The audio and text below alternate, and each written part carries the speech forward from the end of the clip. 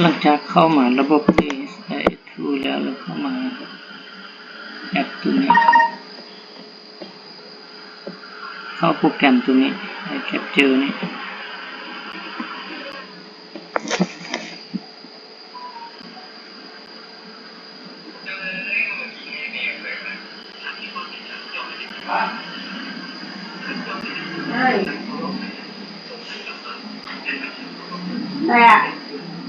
ที่เห็นบอกที่มาแล้วมั้ยแล้วก็มาเลือกตัวนี้เลือกสุดข้อมูลรายงาน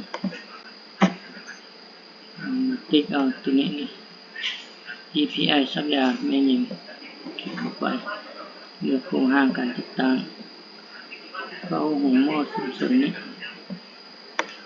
ก็กดเลือกช่วงเวลามันช่วงเวลาเอาสักเดือน5เอาเดือนสุดท้ายจะออกมาแบบนี้แล้วทำมากดอยู่ลงทะเบียนเหตุการณ์นี้กดเข้าไปจะออกมาเนี่ย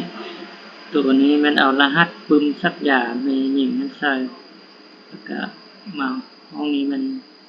นเดินไปเกิดเขาเจ้ามันเดินไปเกิดใส่คิดแข้งบ้านเมืองจากนั้น